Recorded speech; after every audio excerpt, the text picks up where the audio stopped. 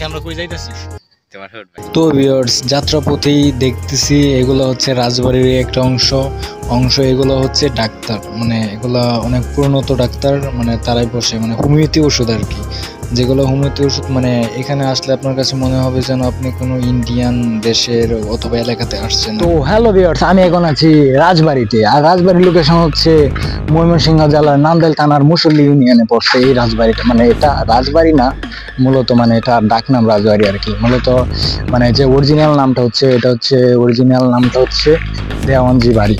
So এটা দেওয়ানজি বাড়ি, আর অনেকে বাবুর বাড়ি বলে চিনে, মানে যে যেরকম ভাবে নাম ডাকতে পারে সেরকম ভাবে নাম ডাকে আর কি। তো আজকের এই ভিডিওতে আমি পুরো রাজবাড়িটি এক্সপ্লেন করে দেখাবো। তো আমার তো ভিউয়ার্স, এদিক দিয়ে যে গেটটা দেখতেছেন এটা হচ্ছে গেট, মানে এটাই মেন গেট, আবার এটাই সেকেন্ড গেট। তারপর এই যে উপরে যে দেখতে পাচ্ছেন এটা হচ্ছে মন্দির, নতুন মন্দির করা হয়েছে, তাই এটা ভিতরে আছে। মানে ভিতরে যাওয়ার মতো কোনো ফ্যাসিলিটি আমাদেরকে হাতে নেই, যেটার জন্য মানে কোনো অনুমোদন নেই, কারণ এটা ব্যবহার করা বাড়ি। ঠিক আছে, এটার সামনের পাশে আমি দেখাতে পারবো, কিন্তু চিন্তা করবেন না, আরও জায়গা আছে, ওইগুলো আপনারা খুব সুন্দরভাবে দেখতে পারবেন। আর এই ভিডিওটা তো এখানেই শেষ নয়, ভিডিওটি অনেক বড়, ঠিক আবার তেমন বড় না। এই বিল্ডিংটাকে আগে অনেকে বাবুর বাড়ি অথবা রাজবাড়ি বলে চিনত, তো এখন থেকে সবাই দেওয়ানজি বাড়ি। অ্যান্ড মানে মন মুগ্ধ করার মতো গাছপালা, সেদিকে একটু ঘুরে দেখো। এই জঙ্গলমঙ্গল বাগানটা করা আছে, এগুলো সব অসাধারণ, মানে আমার কাছে সবচেয়ে বেস্ট লাগছে। আর এই যে এগুলা, এই মডেলটা ডিজাইনটা অনেক, এগুলা নষ্ট হয়ে গেছিল তো এগুলা রিপেয়ারিং করা হয়েছে। তো এখন আগে থেকে সুন্দর দেখা এটা, আবার এইটা নতুন করা হয়েছে, মানে এই যে এটা দেখতেছেন এটা নতুন করা হয়েছে। তো ভিউয়ার্স, এই বাড়িটির সম্বন্ধে তো আমরা সবকিছু জানতে পারলাম, এখন আমরা সামনে আগাই। তো গাইস, এটা হচ্ছে এই বাড়িটির রাস্তা। তো জুম করে দেখালে সামনে একটা গার্ড দেখা যাচ্ছে।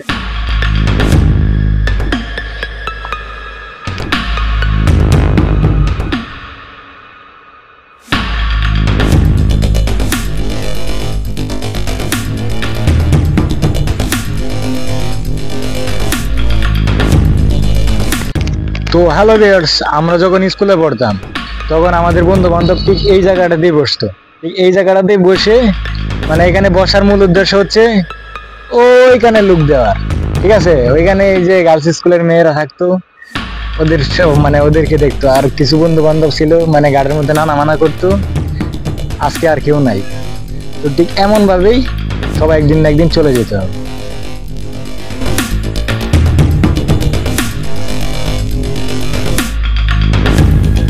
হ্যালো ভিউয়ার্স, এগুলো হচ্ছে হিন্দু ধর্মের অনুসারী যারা আছে, হিন্দু ধর্মের লোক যারা আছে, তারা মারা গেলে এগুলোর নিচে তাদেরকে রাখা হয়, অথবা এগুলোর মধ্যে তাদের কোনো শরীরের একটা অংশ রাখা হয়, এটা তাদের নিয়ম অনুসারে হিসেবে রাখা হয় আর কি। তো জিনিসটি আসলে ভালোই দেখা যায়, খারাপ দেখা যায় না।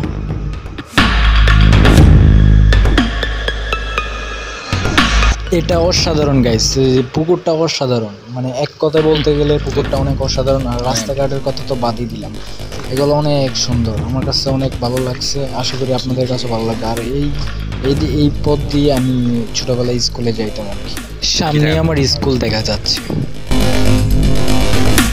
এই যে গড়ের মতো যে কাঠামোটাকে দেখতে পাচ্ছেন, এটা হিন্দু ধর্মের খুব বড় লোক একজন ব্যক্তি, তাকে এখানে দাফন করা হয়েছে। জাস্ট এতটুকুই আমি শুনেছি, এটা মঠ নামে অনেক পরিচিতি লাভ করেছে। আরেকটা কথা কি জানেন ভিউয়ার্স, মানে আমার বন্ধুরা কিন্তু খালি ওই জায়গায় থাকতো না, এই জায়গায়ও থাকতো। তুমি তো ক্যামেরাটা নিয়ে না যাও, আমি দেখাই। ঠিক এই জায়গায় বসে থাকতো, মানে স্কুল ছুটি হওয়ার সময় গাইস, মানে বয়সটা উঠতেছে মনে হয়, স্কুল ছুটি হওয়ার সময় ঠিক এই নজরে বয়ে থেকে মানে এইদিকে লোক দিত, এই যে মুসল্লি বালিকা উচ্চ বিদ্যালয়, মানে ঠিক এমন ভাবে লোকটা দিত। ঠিক আছে, তো গাইস মানে আমার বন্ধুরা অনেক লুচ্চা ছিল আর কি, মানে এখনো লুচ্চা আছে কিনা জানি না, অনেকে অনেক কর্ম নিয়ে ব্যস্ত হয়ে গেছে গা।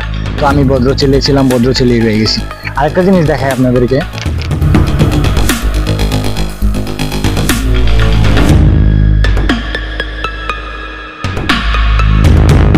আর গাইস আমি যে রঙের কাজ করি, ঠিক আছে, আমি যে রঙের কাজ করি, তো এই পেন্টিংটা পুরোটাই আমি করছি।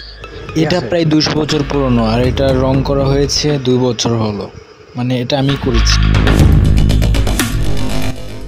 গাইস আমি ঠিক এই স্কুলটাতে লেখাপড়া করতাম। তো আমি এই স্কুলের গেটের সামনে চলে আসছি। মূলত এটা হচ্ছে ভিতরের গেট আর কি, এটা বিল্ডিং এর একটা অংশ, আর গেট আছে, বড় গেট আছে ওই সামনে।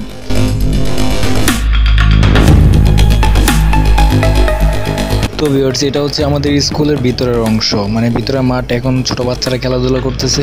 আর ঠিক ওই রুমটাতে আমি লেখাপড়া করতাম, মানে আমি যখন ক্লাস 6-এ ভর্তি হয়েছিলাম তখন ওইখানে লেখাপড়া করতাম আর কি।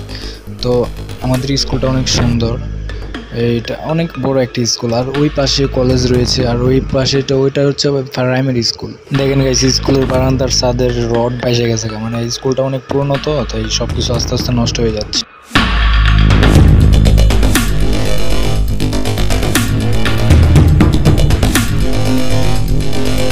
তো ভিউয়ার্স এটা হচ্ছে মুসল্লি স্কুলের সবচেয়ে বড় মাঠ, নাম হিসেবে অনেক পরিচিতি লাভ করেছে।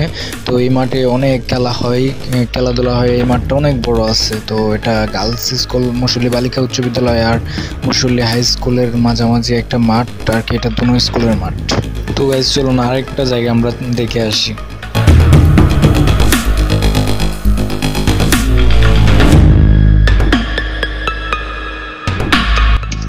তো হ্যালো ভিউয়ার্স, আমরা যে এটা হচ্ছে শীতল হাউস, আমি বর্তমানে আছি কোথায়, শীতল হাউসের মধ্যে। এটা হচ্ছে মুসল্লির শীতল হাউস, মানে এটা শীতল হাউস নামে পরিচিত। আর এখানে আমি যখন স্কুলে পড়তাম, আমি যখন মুসল্লি স্কুলে পড়তাম তখন আমি এখানে মানে বসে বসে, আমি না মানে আমি ভদ্র ছিলাম, মানে আমার বন্ধু বান্ধব যেগুলো ছিল এখানে বসে বসে ওই দিক দিয়ে রাস্তা দিয়ে মেয়ে যাইতো, এই রাস্তা দিয়ে স্কুল গাছে স্কুল চুরি হইলে মেয়ে যাইতো, ওরা মেয়েদেরকে দেখতো, বুঝতে পারছেন। আর আমি এখানে কিন্তু ভদ্র, আমি কিন্তু ভদ্র ছেলে, এটা আপনারাও জানেন, আমি ভদ্র ছেলে, আমি ভদ্র মতো বসে থাকতাম, তারপর ওইখানে বসে থাকতাম। আর এই গেটটা আসলে এটা মনে হয় ভদ্রলোকের কোনো এক বাড়ি, মানে এটা আমি ছোট থেকে দেখে আসতেছি, মানে বন্ধ থাকে, তেমন লোকজন আসা যাওয়া করে না আর কি, জাস্ট এটুকু।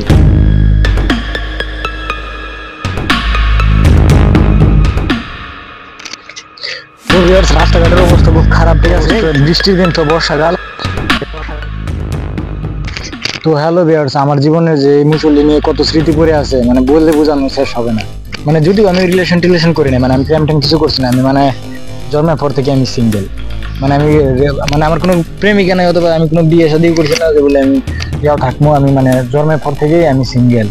সো আমার জীবনে স্মৃতি, অনেক বন্ধু বান্ধব নিয়ে অনেক কিছু করছি। তো ওই যে আমার পাশে যে খেজুর গাছটা আছে, খেজুর গাছটা কিন্তু আমরা খেজুর বাইরে গেছি, ঠিক আছে। তো জীবনে আমি অনেক কিছুই করছি। আর যে এই গাছটা কিন্তু পড়ে গেছে, ইদানিং পড়ে গেছে, কিন্তু আগে এটা কারাই ছিল। আর এখান দিয়ে মানে স্কুল পালানোর সময় ওই জ্বালানা দিয়ে আমরা স্কুল পালাইতাম, বুঝতে পারছেন, মানে অনেক সাহসী ছিলাম আমরা, দুতলা থেকে লাফ মারতাম, মানে ওটা বলে আবার আপনারা বললেন না যে আয় সর্বনাশ, এসব কিছু বললেন না, ঠিক আছে। তো গাইস ভিডিও আজকে এই পর্যন্তই। তো নেক্সট ভিডিও কোন বিষয় নিয়ে বানাবো সবাই অবশ্যই কমেন্ট করে জানাও আমাকে।